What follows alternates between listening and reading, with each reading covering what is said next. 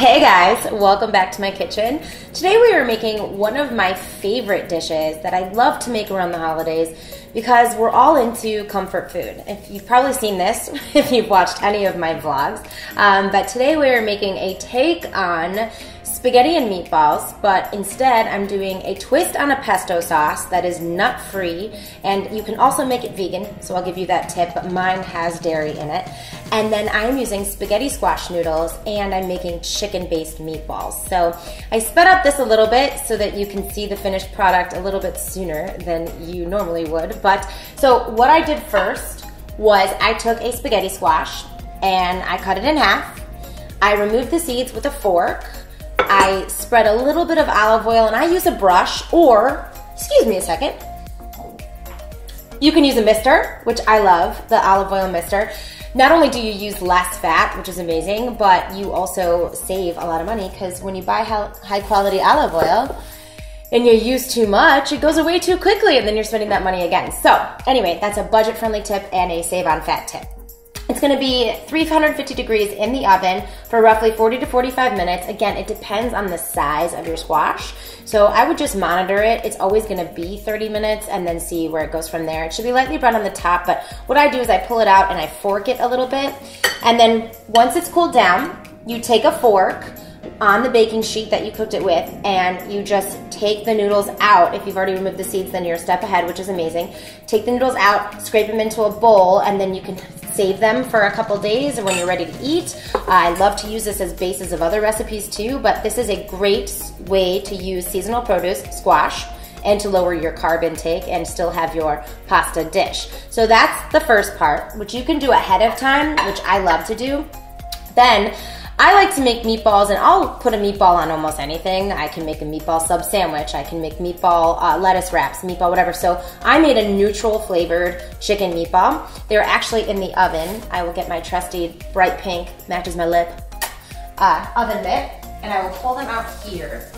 But the best part about these meatballs is I actually prepped these in a bowl and rolled them yesterday. So then all I had to do this morning was put them on a baking sheet and pop them into the oven, which is so awesome for me because a lot of times, especially with a 3-year-old, you just don't have that much time to meal prep. So these meatballs, again, are neutral. So I took 1 pound of ground white meat only chicken, put it in a bowl.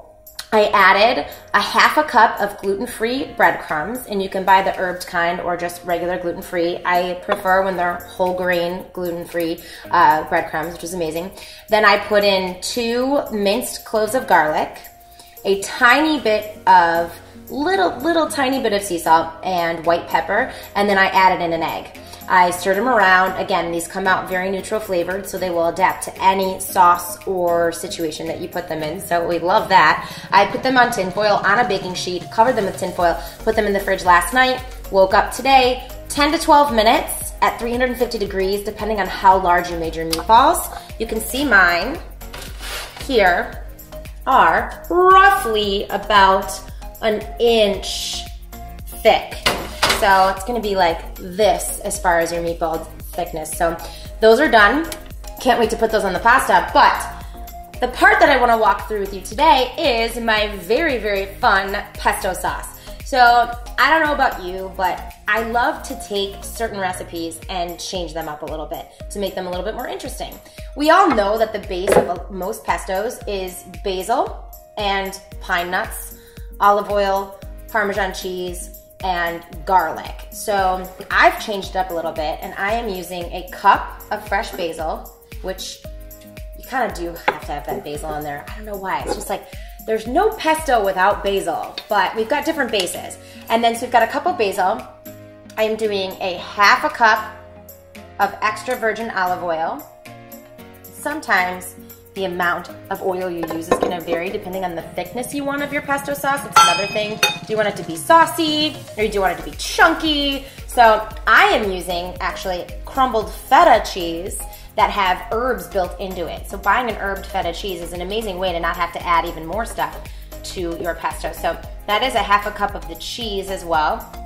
And you may have a little left over to sprinkle on your pasta. And then a dash of sea salt. So I'm going to do a little bit of pepper and then my dash of, this is Himalayan crystal salt. So I like to do a little coarse salt in my sauces. I don't know why I love coarse salt, it's a thing. But my biggest part of this pesto that is fun and unique, it's not spinach, it's not another green, it's kale.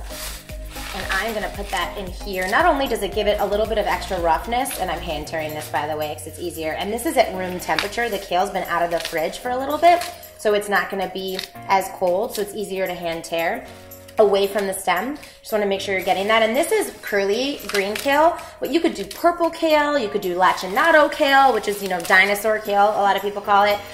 You could also do rainbow Swiss chard and add in the stems so that you get the color, but also the nutrients from rainbow flavored vegetables. So anything with color has a different nutrient profile, which you probably have learned if you visited my website or things I like to do. So we're doing a cup to a cup and a half of the kale, and then piece de resistance, I always add a little drizzle of olive oil at the end. You can also add half of a lemon juiced if you want the lemon flavor. There is garlic in my feta cheese, but if you did not buy the herbed feta with added garlic, then you're probably going to want to mince a garlic clove, a large one, and put it in with this as well. A lot of people actually like to do roasted garlic. So that's another thing. I roasted garlic yesterday and I put it on baked kale with Parmesan cheese as a side dish for my dinner. And I was obviously in love. So I'm gonna blend now. Pardon the noise. All right, and we're gonna have to push this down a little bit and get to working because it's gonna take a second. The thing about not using as much oil is it takes a little bit longer for something to make itself into a sauce. Sometimes if you don't wanna add more oil, you can add in water. I think that's an amazing trick for people to learn, is to add in water, especially when it comes to like smoothies. If you don't wanna keep adding in milk, keep adding in extra calories or extra dairy, etc., you should definitely start adding in a little bit of water, and a little bit at a time goes a long way. So a tablespoon is what I'm saying. Don't do more than that. And I am a chunky sauce lover, so I'm okay with it being a little chunky, but you wanna make sure that you are doing the right thing for your taste buds too. So here we go, we got this going. And I think this is just about as chunky as I want it to be. So take a look at that pesto. Looks so, so yummy.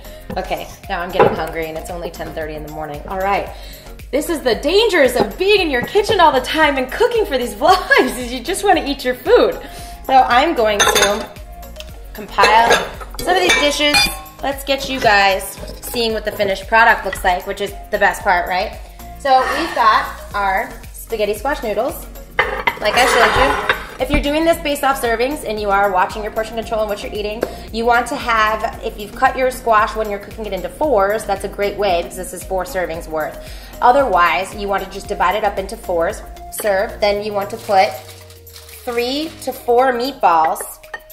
And depending on how thick you made your meatballs, you should have made at least 12. I've got 3 meatballs on here. And then you want to put your sauce in. And the best part is like for me, if you want to mix up your sauce and your noodles first and then put the meatballs on top, obviously. One thing I learned from one of my friends who is actually an amazingly ridiculous chef with her own show is that you should always put the sauce and the noodles in the pan, stir it, and then serve it and put the toppings on top. I did not have that luxury because I made everything separately, but if you do, that's something that you may have learned. I like to keep things as leftovers, so this is your finished product. So amazingly yummy. I like to keep things separate because I use them for different recipes, so I don't necessarily do that, but if you are making just this pasta, then that's what you do. But I hope you guys enjoyed this. For more details, look at the description below or go to livingwithashley.com and I will have full recipes with more photos and fun and lots of other things going on this holiday season. So tune in. Talk to you guys soon.